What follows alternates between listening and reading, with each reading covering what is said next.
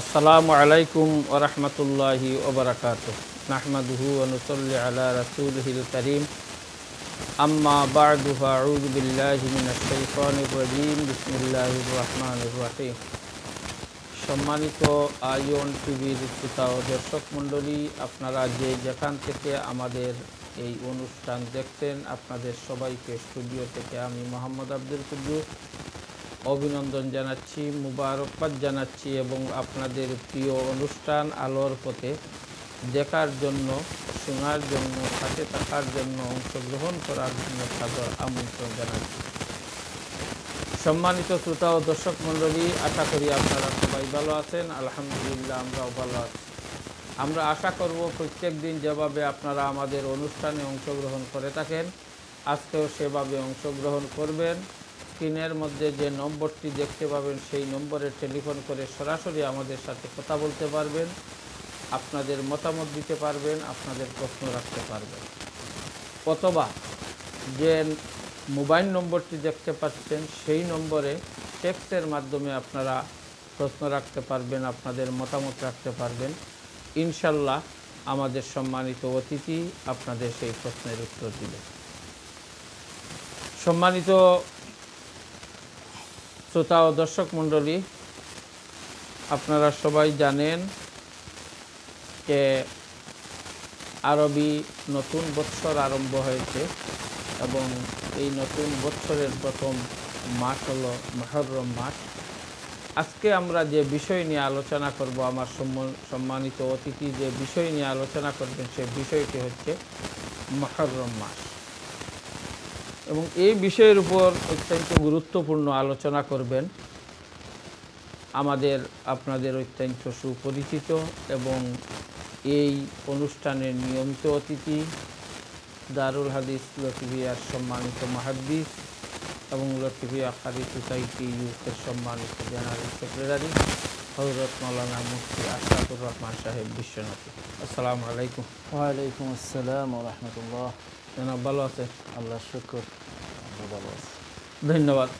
সম্মানিত শ্রোতা ও দর্শক মণ্ডলী, আমরা সরাসরি আলোচনায় চলে যাব এবং ইনশাল্লাহ আপনাদের যে প্রশ্ন আমাদের কাছে রাখবেন, সেই প্রশ্নের উত্তর আমরা এক সময় এসে দিয়ে দিব ইনশাল্লাহ। এখন আমি আমার সম্মানিত অতিথিকে অনুরোধ করব যে আজকের বিষয়ে উপর আপনার আলোচনা শুরু করার জন্য। ধন্যবাদ। আসসালামু আলাইকুম ওয়া রাহমাতুল্লাহ। ওয়ালাইকুম আসসালাম।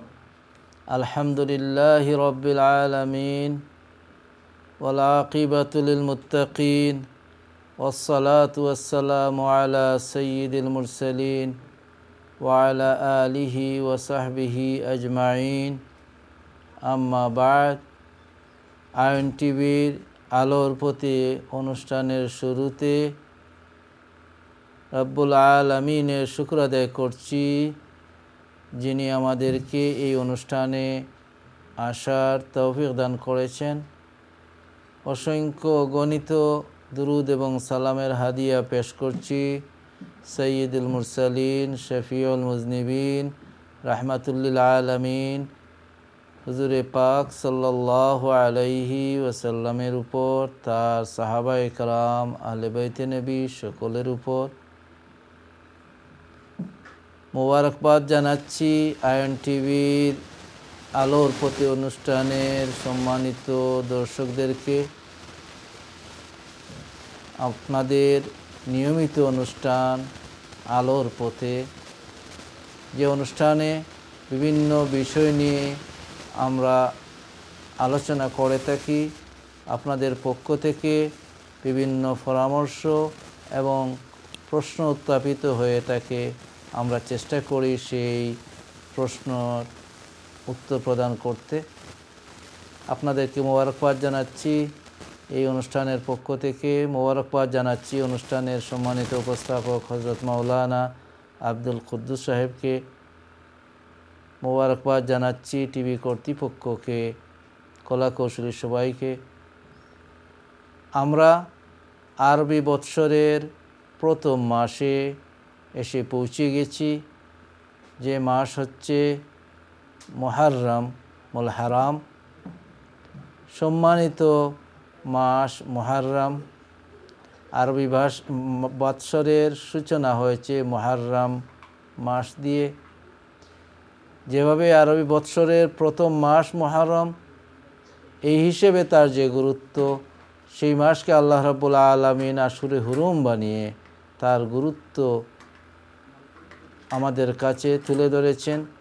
কোরআনে কারীমে আল্লাহ রাব্বুল আলামিন আমাদেরকে জানিয়ে দিয়েছেন যে এই দিন আল্লাহ রাব্বুল আলামিন আসমান জমিন সৃষ্টি করেছেন, সেই দিন থেকেই বৎসর গণনার সেই পদ্ধতি রব্বুল আলামিন সৃষ্টি করে রেখেছেন এবং বৎসরের দিনগুলোকে এক একটি মাসের মধ্যে অন্তর্ভুক্ত করে দিয়েছেন।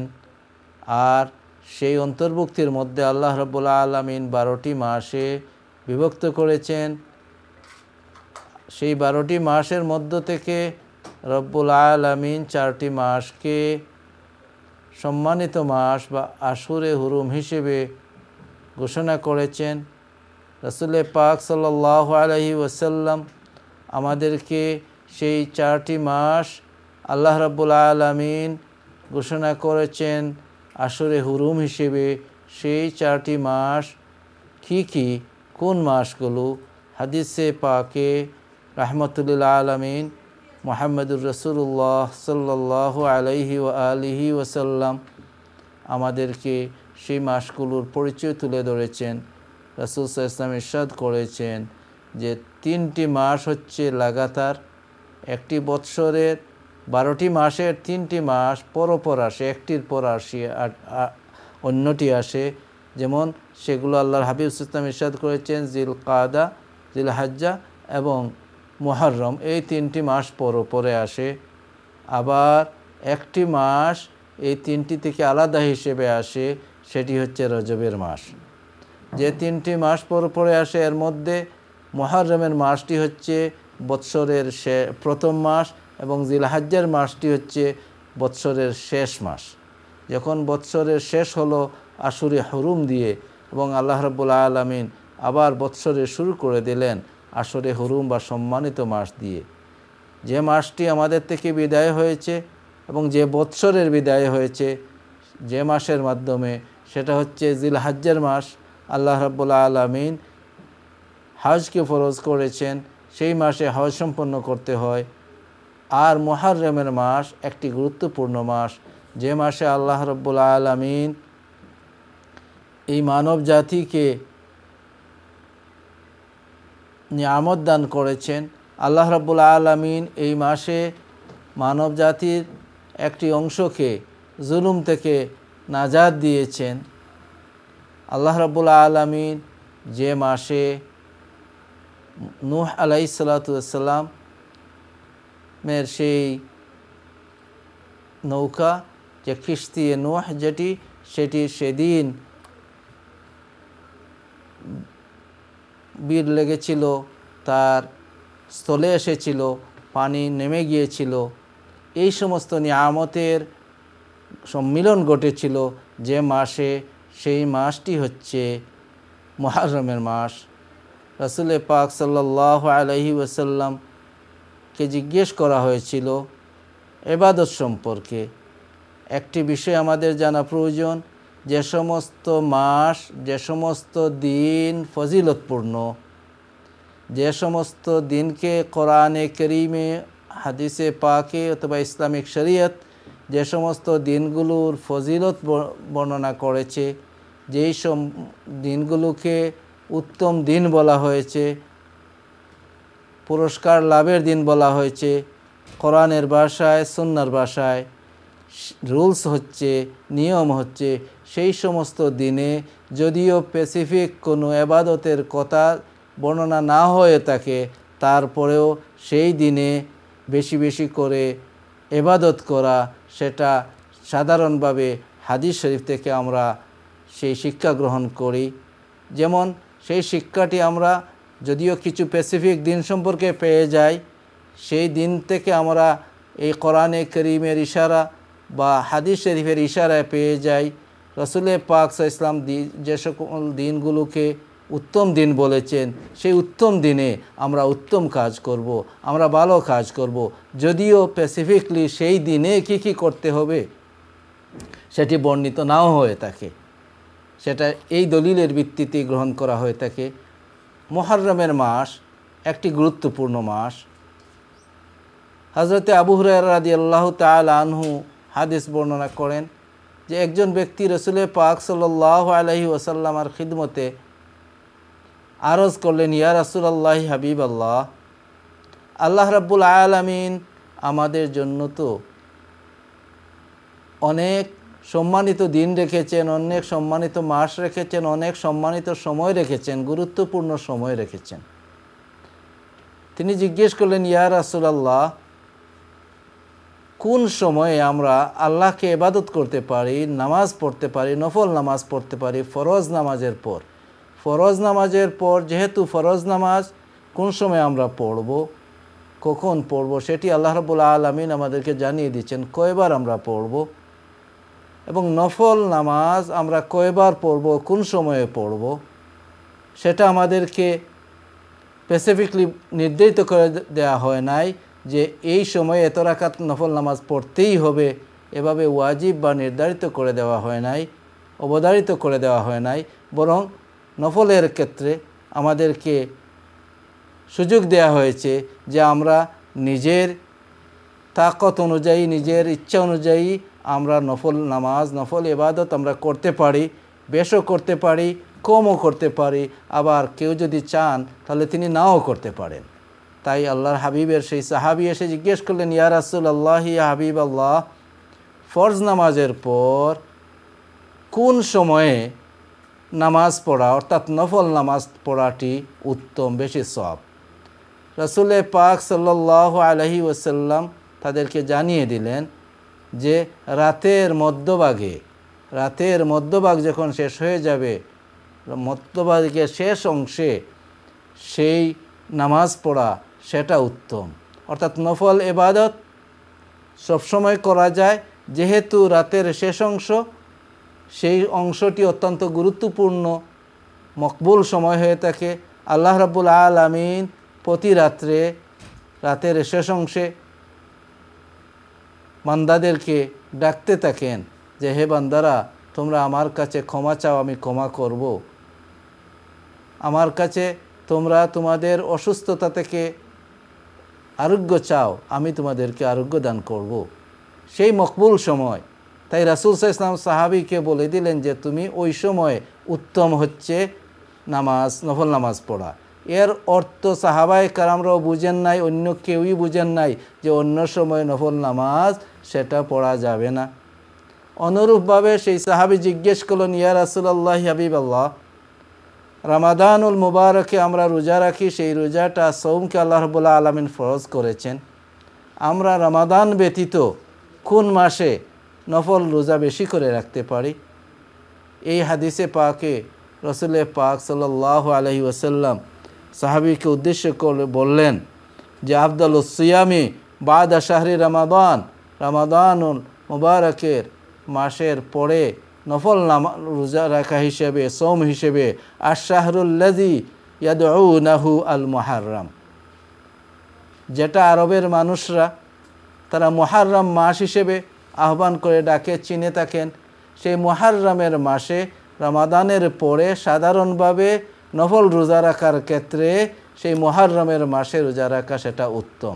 যদিও অন্য হাদিসের মধ্যে আমরা পাবো অন্য মাসের কথা বলা হয়েছে, অন্য দিনের কথা বলা হয়েছে। তাই এই হাদিসে পাক থেকে, এবং এভাবে অনেক হাদিস এসেছে বুখারী শরীফের মধ্যে, মুসলিম শরীফের মধ্যে, হাদিসের বিভিন্ন কিতাবে এসেছে। এই হাদিস পাকগুলোর থেকে আমরা বুঝতে পারলাম যে যে সময়টি গুরুত্বপূর্ণ, হাদিস শরীফের দ্বারা সেই সময়ের গুরুত্ব আছে, সেই সময়ের ফজিলত আছে, অথবা যে স্থানের ফজিলত আছে, সেই স্থানে অথবা সেই সময়ে নফল ইবাদত করা সেটা আল্লাহর হাবিব সাল্লাল্লাহু আলাইহি ওয়াসাল্লামের নির্দেশনা। তার নির্দেশনা থেকে প্রাপ্ত সেই নির্দেশনাই হচ্ছে যে গুরুত্বপূর্ণ সময়ে আল্লাহ রাব্বুল আলামিনের ইবাদত করা। সেই ইবাদতটা কিন্তু মাকসুর নয়, সেটা সীমাবদ্ধ নয়, যে সেই ইবাদতটা শুধু সেই সময়ই করবেন, অন্য সময়ে করবেন না, বরং অন্য সময়ে করবেন এবং সেই সময়টি যখন আসে তখন সেই সময়ে সেটাকে অধিক গুরুত্ব প্রদান করা হবে। এজন্যই তো যখন শাবানের মাসের 15ই শাবানের রাত্রি আসে, যেটাকে আমরা লাইলাতুল বারাত, লাইলাতুল নিসফে মিন শাবান হিসেবে জেনে থাকি, শব্বে বরাত হিসেবে আমরা জেনে থাকি, এই রাত সম্পর্কে সহিহ হাদিসের মধ্যে আল্লাহর হাবিব সাল্লাল্লাহু আলাইহি সাল্লাম থেকে এসেছে যে এই রাতের গুরুত্ব এসেছে, যে এই রাত অত্যন্ত মুতাবারক রাত। এই রাতে আল্লাহ রাব্বুল আলামিন তার অসংখ্য বান্দাবান্দীদেরকে ক্ষমা করে দেন। এখান থেকে এই রাতের ফজিলত প্রতিষ্ঠিত হলো। তখন আমরা অনেকে কনফিউজ হয়ে যাই, এই রাতের তো কি ইবাদত করতে হবে, যেগুলো বলা হয় সেগুলো হাদিসগুলো অনেক সময় হাদিস সেটা হুকুম সাবিতের জন্য যথেষ্ট নয়। তাহলে কি এই রাতে কোনো ইবাদত করা সেটা শরীয়ত সিদ্ধ নয়? আমরা এই মুহররমের হাদিসগুলোকে আমরা যদি দেখি তাহলে পেয়ে যাব হাদিসের যে শিক্ষাটি, সেই শিক্ষাটি হচ্ছে মুহররমের রোজাকে রাসূল সাল্লাল্লাহু আলাইহি ওয়া আলিহি ওয়াসাল্লাম অন্য মাসের নফল রোজার চেয়ে উত্তম বললেন। এজন্যই বললেন যে মুহররম মাসটি হচ্ছে আশুরে হুরুমের মাস, আল্লাহ রাব্বুল আলামিনের কাছে সম্মানিত একটি মাস, একটি ফজিলতপূর্ণ মাস। আর কোনো এক্সট্রা বা নফল ইবাদত সেই ফজিলতপূর্ণ সময়ে যখন করা হয় তখন সেই সময়ের কারণে সেই নফল ইবাদতের মর্তবাও আল্লাহ রাব্বুল আলামিনের কাছে বেড়ে যায়। এই হিসেবে নিসফে শাবানের রাত্রি যখন আসে, শবে বরাতের রাত্রি যখন আসে, তখন নফল নামাজ পড়া, নফল ইবাদত করা, কোরআনে কারীমের তিলাওয়াত করা, অন্যান্য ইবাদত করা, সেটা অন্য সাধারণ সময়ে করার চেয়ে বেশি গুরুত্বের দাবি রাখে। এজন্য যে ওই রাতটির গুরুত্ব, ওই রাতটির ফজিলত রাসূল পাক সাল্লাল্লাহু আলাইহি ওয়াসাল্লামের হাদিস শরীফ থেকে সহিহ হাদিসের মাধ্যমে প্রমাণিত। সুপ্রিয় দর্শক, আমরা ইসলামের বিধিবিধানগুলো বা ইসলামের নির্দেশনাগুলো আমরা যখন অনুধাবন করব তখন সব নির্দেশনাগুলো একটি প্যাটার্নে আসে, একটি ধারাবাহিকতায় আসে। তাই এই মুহররমের মাস অত্যন্ত গুরুত্বপূর্ণ মাস। রাসূল পাক সাল্লাল্লাহু আলাইহি ওয়াসাল্লাম ইরশাদ করেছেন যে এই মাসের মধ্যে এমন একটি দিন রয়েছে যে দিনে আল্লাহ রাব্বুল আলামিন এক জাতিকে ক্ষমা করে দিয়েছেন এবং কিয়ামত পর্যন্ত আল্লাহ রাব্বুল আলামিন আরও অনেক জাতিকে, অনেক মানুষকে, অনেক বনি আদমকে ক্ষমা করবেন। এতে বোঝা গেল যে মুহররমের মাস কাদেরকে ক্ষমা করা হয়েছে। হাদিস শরীফে আছে যে ওই আশুরার দিনে আল্লাহ রাব্বুল আলামিন হযরতে আদম আলাইহিস সালাতু ওয়াস সালামের তাওবাকে কবুল করেছেন। আল্লাহ রাব্বুল আলামিন হযরতে মূসা আলাইহিস সালাতু ওয়াস সালাম তার সঙ্গী সাথী বনি ইসরাইল যারা ছিলেন, তার উম্মতগণ, যাদেরকে ফেরাউন অত্যাচার করত, জুলুম করত, যেই জুলুমের বর্ণনা আল্লাহ রাব্বুল আলামিন কোরআনে কারীমে আমাদেরকে জানিয়ে দিয়েছেন, ইউযাব্বিহুনা আবনাকুম ওয়া ইস্তাহয়ুনা নিসাকুম, তারা তোমাদের ছেলে সন্তানদেরকে জবেহ করে ফেলত এবং তারা মেয়ে সন্তানদেরকে বাঁচিয়ে রাখত। এমন অবস্থা ছিল।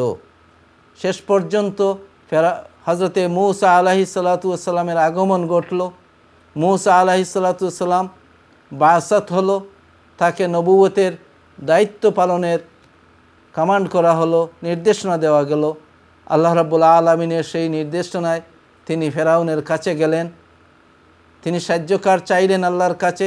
আল্লাহ রাব্বুল আলামিন তার ভাই হারুন আলাইহিস সালাতু ওয়াস সালামকে দিয়ে দিলেন এবং বলে দিলেন, যাও তোমরা ফেরাউনের কাছে যাও, ওয়াকুলা কাউলান লাইয়িনা, এবং তাকে সুন্দর ভাষায়, মার্জিত ভাষায় হকের দাওয়াত দিয়ে দাও। কিন্তু মূসা আলাইহিস সালাতু ওয়াস সালাম আল্লাহর পক্ষ থেকে দাওয়াত দেওয়ার যত পথ পদ্ধতি ছিল সেই পথ পদ্ধতি অনুসরণ করে ফেরাউনকে হক বোঝানোর চেষ্টা করলেন, কিন্তু সে হক বুঝে নাই, সে নিজে খুদাই দাবি করল এবং শেষ পর্যন্ত মূসা আলাইহিস সালাতু ওয়াস সালাম এবং তার অনুসারী বনি ইসরাইল সকলকে হত্যার পায়তারা নিল, আল্লাহ রাব্বুল আলামিন এমনি মুহূর্তে সেই অত্যাচার থেকে, সেই জুলুম থেকে বনি ইসরাইলকে রেহাই দিলেন। তাদেরকে সেই নদী পার হয়ে গেলেন তারা, যে দিনটি ছিল এই মুহররমের মাসে।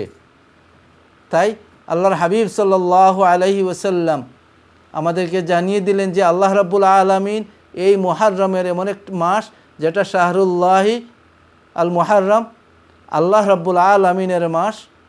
এই মাসে আল্লাহ রাব্বুল আলামিন এক দলকে ক্ষমা করেছেন, আরও অন্যদেরকেও আল্লাহ রাব্বুল আলামিন ক্ষমা করবেন।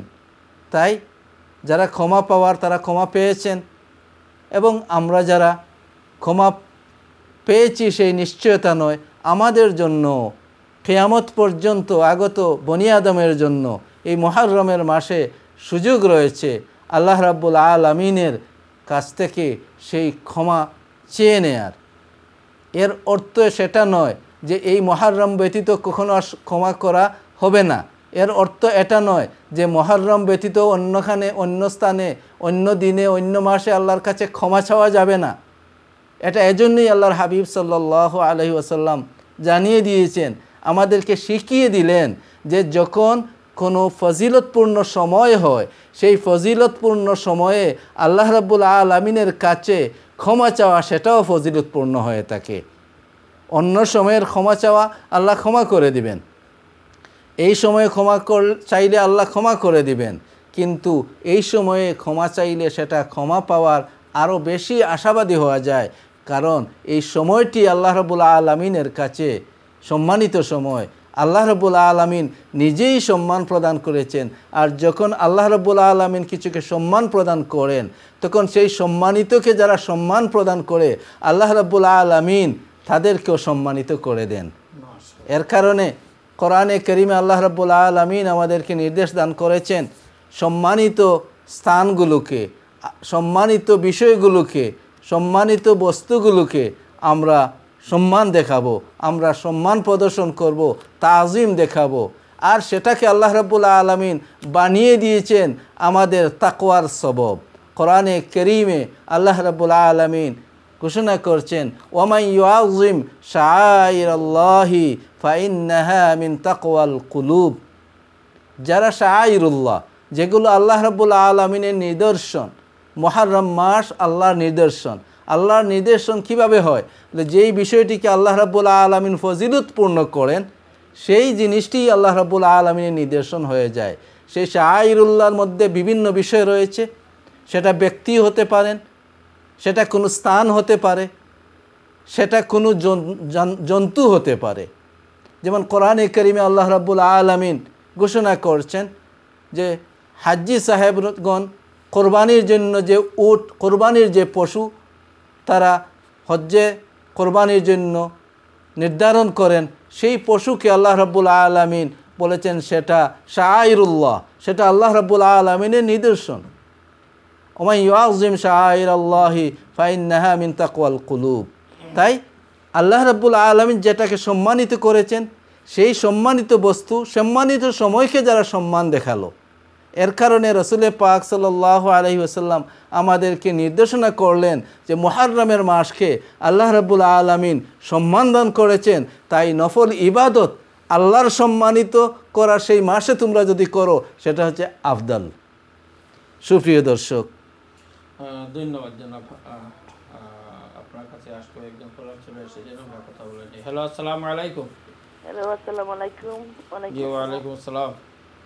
জি, আমি আপনার একটা প্রশ্ন জিজ্ঞাসা যে ওদিনে মুহররমের চান্দিনে জন্মিছে, এই চান্দিনের মাঝে কোনো খিতা ইবাদত করুন, একটা কোনো রাত কি দিনে কোনো নমাজ কি কোনো কিছু চেষ্টা কোনো খিতা ইবাদত আসেনি? ওকে, ইনশাআল্লাহ। আর আরেকটা জিজ্ঞাসা, ওদিনে খিতা আশুরার রোজা দেনে নিতা তো দুইটা রোজা রাখুন না নি? আশুরার রোজা, আশুরা ও সান্দনি আশুরা রোজা রাখুন? জি জি জি, ওটা কোটা রোজা রাখুন ওখানটা কইবা প্লিজ ইনশাআল্লাহ। আর একটা প্রশ্ন করতে পারবো নি? জি। ও আর একটা প্রশ্ন হইল কি, দেখুন যে ফাঁস অক্ত দে নমাজ দে আমরা পড়ি ফাঁস অক্ত বলে 5টা সূরা বলে আছে তে বলে এটা হাসারুনি হাদিস সম্বন্ধে আপনারা জানেননি যে ফাঁস অক্ত নমাজ পড়িরা 5টা সূরা কোন কোন সূরা আর কিতা ওদিন তসবিহ আমরা পড়ি ফাঁস অক্ত সকালে সময় হুয়াল হাইয়ুল কাইয়ুম মাদানি সময় হুয়াল আলিউল আযীম আসরের সময় হুয়ার রহমানুর রহিম মাগরিব হইল হুয়াল গাফুরুর রহিম এশার সময় হুয়াল লাতিফুল কবির এটা হাদিসে কোনো আসেনি এটা পড়া নেখিনি না পড়লে কোনটা নাই পড়লে কোনো গুণানি প্লিজ ওটা কইতে পারবেন ওকে ইনশাআল্লাহ ওকে ওকে আসসালামু আলাইকুম আপনি বুঝছেন নি আমার জি জি আমরা বুঝতে পারছি আপনি আমাদের অনুষ্ঠান দেখতে থাকুন ইনশাআল্লাহ মুফতি সাহেব বলবেন সম্মানিত শ্রোতা ও দর্শক মণ্ডলী আমরা মুহররম সম্পর্কে আলোচনা শুনছিলাম এবং আমাদের কাছে কিছু টেক্সটের মাধ্যমে প্রশ্ন এসেছে কিছু সরাসরি প্রশ্ন এসেছে আমরা সময় হয়ে গেছে একটি ব্রেকের আমরা ব্রেকে চলে যাচ্ছি ব্রেক থেকে আসার পর ইনশাআল্লাহ আলোচনাও শুনবো এবং আপনাদের প্রশ্নের উত্তর আমরা দিব সেই পর্যন্ত আপনারা আমাদের সাথেই থাকুন আসসালামু আলাইকুম ওয়া রাহমাতুল্লাহ